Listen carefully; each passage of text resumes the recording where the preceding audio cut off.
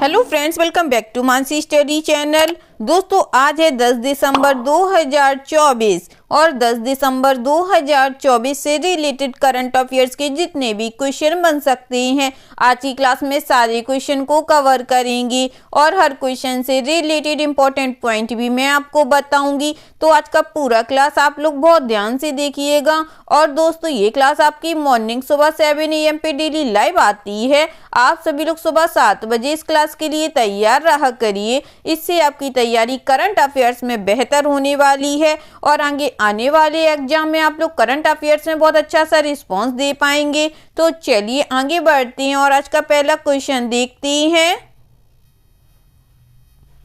आज का पहला क्वेश्चन लिखा है फ्रेंड्स, हर वर्ष किस दिन को महापरिनिर्वाण दिवस के रूप में मनाया जाता है? Which day is celebrated as Mahaparinirvan day every year? First option है 4 दिसंबर, सेकेंड ऑप्शन है 5 दिसंबर, थर्ड ऑप्शन है 6 दिसंबर, फोर्थ ऑप्शन है 7 दिसंबर।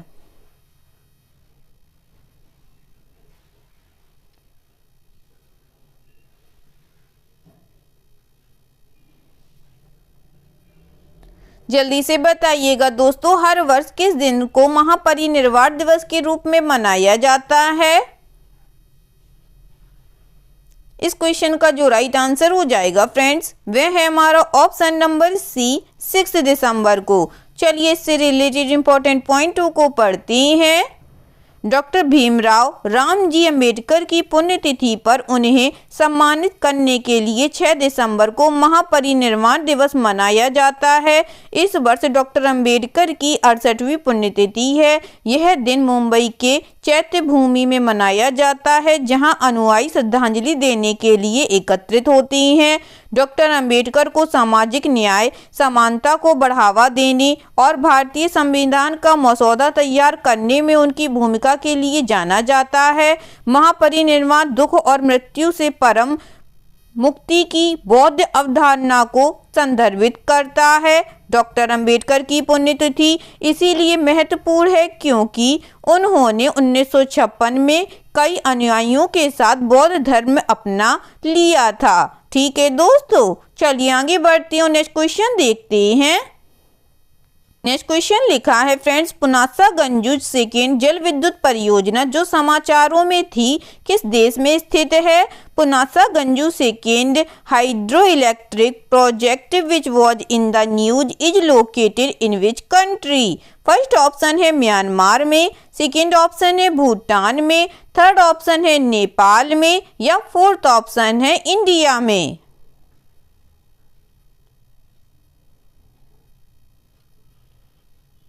जल्दी से बताइएगा दोस्तों, पुनासा गंजू सेकेंड जल विद्युत परियोजना जो समाचारों में थी, किस देश में स्थित है?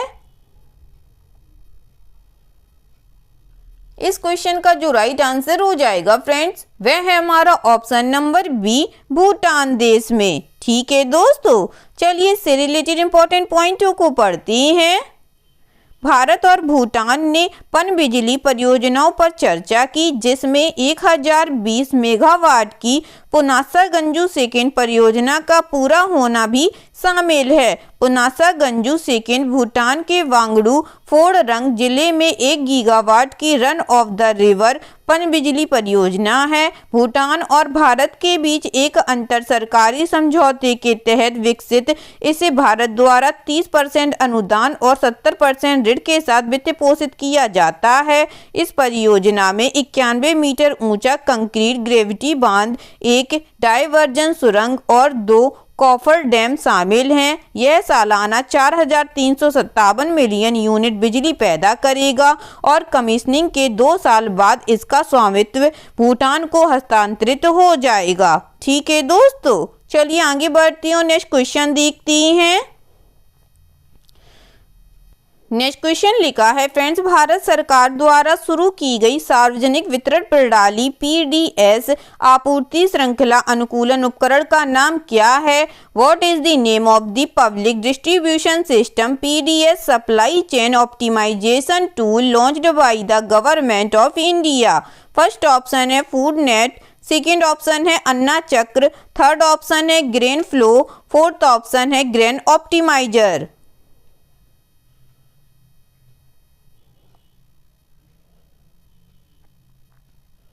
जल्दी से बताइएगा फ्रेंड्स, भारत सरकार द्वारा शुरू की गई सार्वजनिक वितरण प्रणाली पीडीएस आपूर्ति श्रृंखला अनुकूलन उपकरण का नाम क्या है? इस क्वेश्चन का जो राइट आंसर हो जाएगा फ्रेंड्स, वह है हमारा ऑप्शन नंबर बी, अन्ना चक्र। चलिए इससे रिलेटेड इंपॉर्टेंट पॉइंटों को पढ़ते हैं। केंद्रीय मंत्री ने सार्वजनिक वितरण प्रणाली पीडीएस आपूर्ति श्रृंखला को अनुकूलित करने के लिए अन्य चक्र और स्कैन पोर्टल लॉन्च किया है।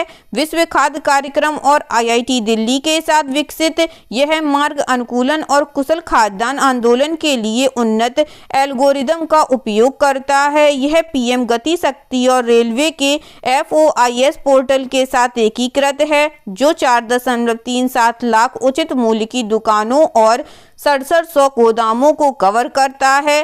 30 राज्यों के लिए अनुकूलन से सालाना 250 करोड़ रुपए की संभावित लागत बचत दिखाई देती है।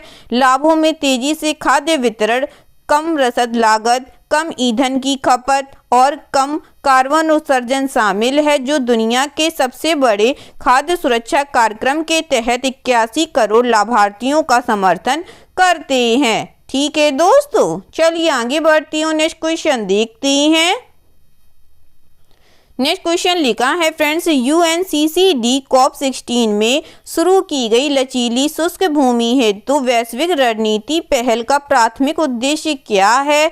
What is the primary objective of the global strategy for resilient dry lands initiative launched at UNCCD COP16? First option है शुष्क भूमि क्षेत्रों में औद्योगिक विकास को बढ़ावा देना। सेकंड ऑप्शन है खाद्य सुरक्षा बढ़ाना, जैव विविधता का संरक्षण करना और शुष्क भूमि में लचीली आजीविका का निर्माण करना।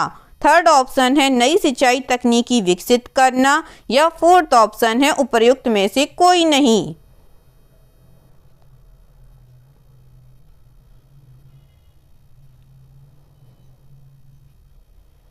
जल्दी से बताइएगा दोस्तों, इस क्वेश्चन का राइट आंसर क्या हो जाएगा?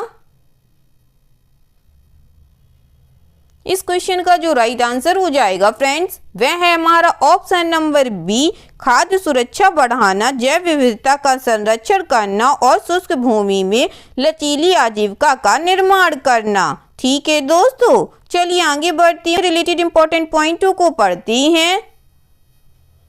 अंतर्राष्ट्रीय कृषि अनुसंधान एवं परामर्श समूह ने 2030 के लिए लचीली शुष्क भूमि के लिए वैश्विक रणनीति GSRD शुरू की है। इस पहल का नेतृत्व CGIAR के शुष्क क्षेत्रों में कृषि अनुसंधान के लिए अंतर्राष्ट्रीय केंद्र और अर्ध शुष्क उष्णकटिबंधीय क्षेत्रों के लिए अंतर्राष्ट्रीय फसल अनुसंधान संस्थान द्वारा किया जा रहा है। यह पहल खाद्य सुरक्षा, जैव विविधता संरक्षण और लचीली आजीविका का केंद्र है। यह शुष्क भूमि में रहने वाले 2.7 बिलियन लोगों को लक्षित करता है। विशेष रूप से एशिया और अफ्रीका में राष्ट्रीय अनुसंधान संगठनों, सरकारों, निजी क्षेत्र और नागरिक समाज के साथ परामर्श के बाद रियाद में COP16 में रणनीति शुरू की गई थी। इसका उद्देश्य विभिन्न शुष्क क्षेत्रों की विशिष्ट आवश्यकताओं को संबोधित करना और इन क्षेत्रों में स्थिरता और लचीलापन बढ़ाना है। ठीक है दोस्तों, चलिए आगे बढ़ती हूँ। नेक्स्ट क्वेश्चन देखते हैं। नेक्स्ट क्वेश्चन लिखा है फ्रेंड्स, सोनाई रुपई वन्य जीव अभयारण्य किस राज्य में स्थित है? In which state is the Sonai Rupai wild life sanctuary located? First option है असम, सेकंड ऑप्शन है मणिपुर, थर्ड ऑप्शन है मिजोरम, फोर्थ ऑप्शन है नागालैंड।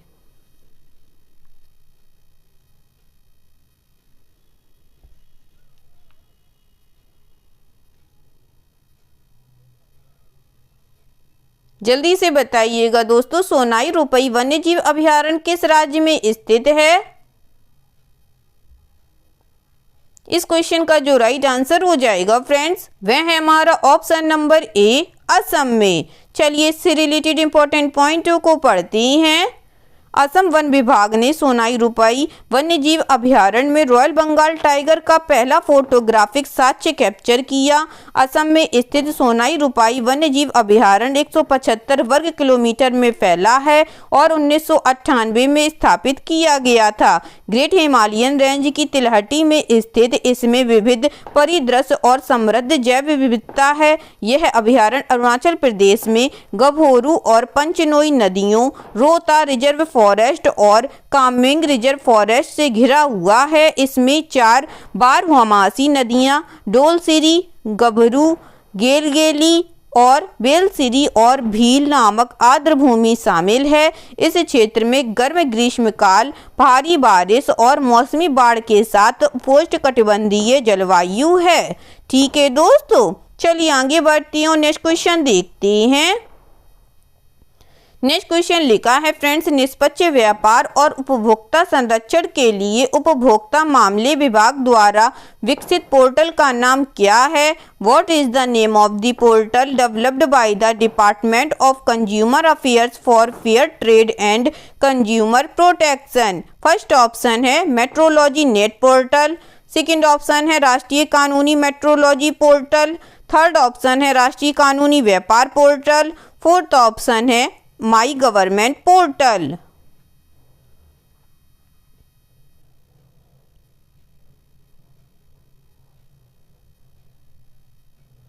जल्दी से बताइएगा दोस्तों, निष्पक्ष व्यापार और उपभोक्ता संरक्षण के लिए उपभोक्ता मामले विभाग द्वारा विकसित पोर्टल का नाम क्या है?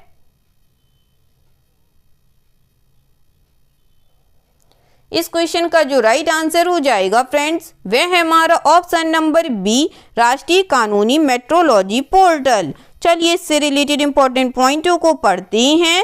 उपभोक्ता मामले विभाग राज्य कानूनी माप पद्धति प्रणालियों को एकीकृत करने के लिए राष्ट्रीय कानूनी माप पद्धति पोर्टल विकसित कर रहा है। ई माप लाइसेंसिंग, सत्यापन और अनुपालन प्रक्रियाओं को सुव्यवस्थित करेगा, जिससे कई राज्य पोर्टल पंजीकरणों की आवश्यकता समाप्त हो जाएगी। वर्तमान में परिप्रवर्तन गतिविधियां और कंपाउंडिंग ऑनलाइन नहीं है, लेकिन ई माप प्रवर्तन सहित सभी कार्यों को एक प्रणाली में एकीकृत करेगा।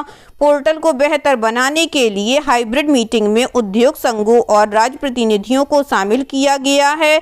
ई माप प्रक्रियाओं को सरल बनाता है, अनुपालन बोझ को कम करता है, बाजार लेन देन में सटीकता सुनिश्चित करता है और डेटा संचालित सरकारी निर्णयों का समर्थन करता है। ठीक है दोस्तों, चलिए आगे बढ़ती हूँ, नेक्स्ट क्वेश्चन देखते हैं। नेक्स्ट क्वेश्चन लिखा है फ्रेंड्स, अंतर्राष्ट्रीय गीता महोत्सव 2024 का आयोजन कौन सा राज्य अथवा केंद्र शासित प्रदेश करेगा? विच स्टेट अथवा united territory will organize the international Gita Mahotsav 2024? First option है न्यू दिल्ली, सेकेंड ऑप्शन है राजस्थान, थर्ड ऑप्शन है हरियाणा, फोर्थ ऑप्शन है लद्दाख।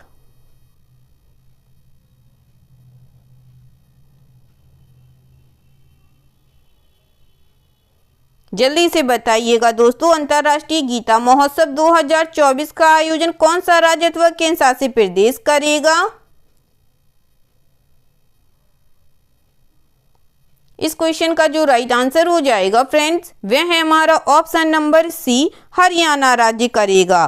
ठीक है दोस्तों, चलिए इससे रिलेटेड इंपॉर्टेंट पॉइंटों को पढ़ते हैं।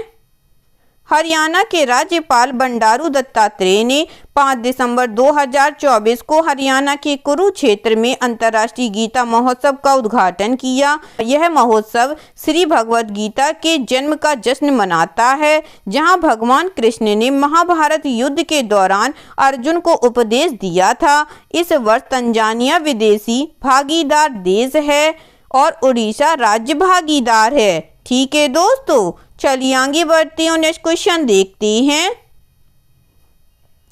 नेक्स्ट क्वेश्चन लिखा है फ्रेंड, मस्कट ओमान में पुरुष हॉकी जूनियर एशिया कप 2024 का खिताब किस देश ने जीता? Which country won the title of men's hockey junior Asia cup 2024 in Muscat Oman? First option है इंडिया, सेकेंड ऑप्शन है चाइना, थर्ड ऑप्शन है पाकिस्तान, फोर्थ ऑप्शन है मलेशिया।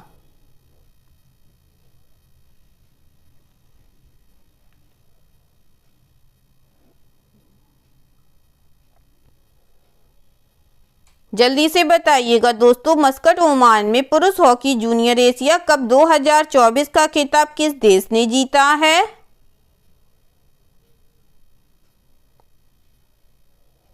इस क्वेश्चन का जो राइट आंसर हो जाएगा फ्रेंड्स, वह है हमारा ऑप्शन नंबर ए, इंडिया देश ने। ठीक है दोस्तों, चलिए इससे रिलेटेड इंपॉर्टेंट पॉइंटों को पढ़ते हैं।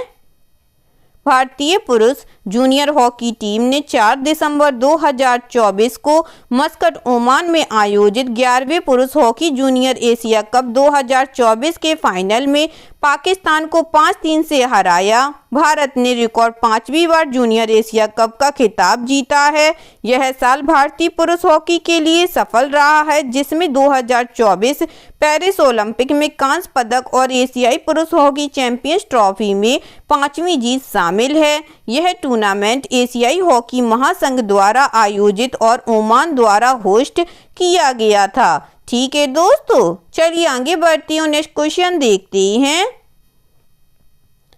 नेक्स्ट क्वेश्चन लिखा है फ्रेंड्स, तिखिर जनजाति मुख्य रूप से किस राज्य में पाई जाती है? Tikhir tribe is mainly found in which state? First option है असम में, सेकंड ऑप्शन है मणिपुर में, थर्ड ऑप्शन है मिजोरम में, फोर्थ ऑप्शन है नागालैंड में।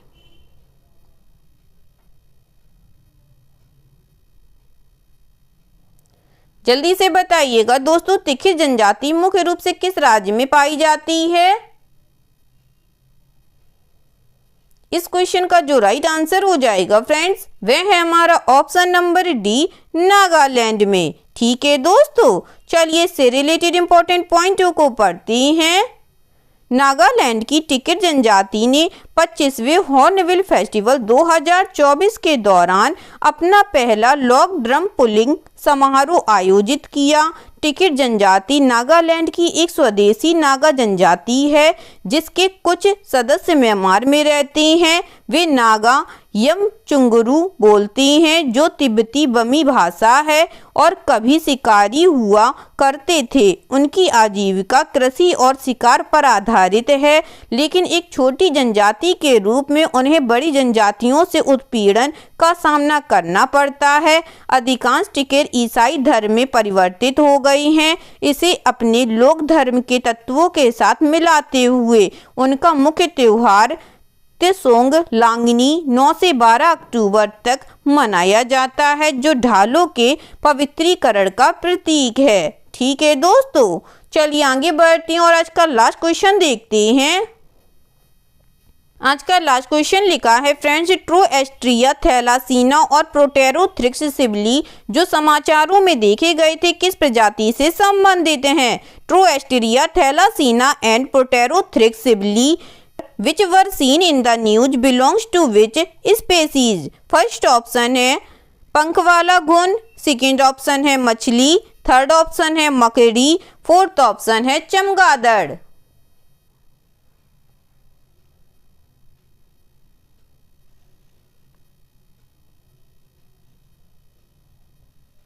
जल्दी से बताइएगा दोस्तों, इस क्वेश्चन का राइट आंसर क्या हो जाएगा?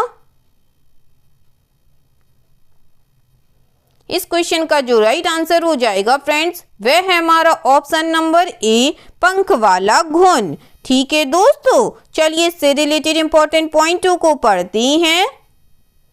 मेघालय के उपोष्णकटिबंधीय जंगलों में शोधकर्ताओं ने 2 नई पंख वाली घुन प्रजातियों की खोज की। ट्रोसेटेरिया थैलासीना और प्रोटेरोथ्रिक्स सिबली। ट्रोसेटेरिया थैलासीना वर्डिटर फ्लाई कैचर पर पाया गया था, जिसका नाम इसके समुद्री हरे रंग के पंखों के कारण रखा गया है। इसमें नर में अद्वितीय अर्थ अंडाकार संरचनाएं और मादा में गैर स्क्लेरोटाइज्ड लैकुनी हैं।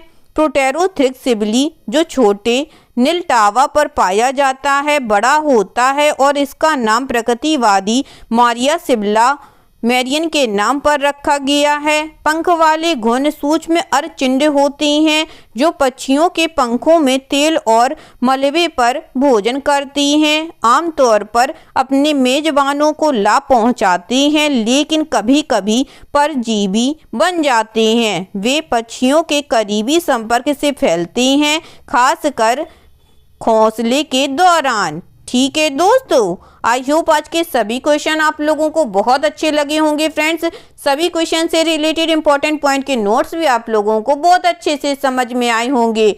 एग्जाम के नज़रिए से दोस्तों क्लास बहुत हेल्पफुल रही होगी आप लोगों के लिए। अगर आप लोगों को क्लास अच्छी लगी और सारे फैक्टों को आप लोगों ने अच्छे से समझा हो तो प्लीज़ इस क्लास को लाइक कीजिएगा, शेयर कीजिएगा और आपके अपने चैनल मानसी स्टडी चैनल को सब्सक्राइब कीजिएगा और अपना कमेंट बॉक्स में करना मत भूलिएगा।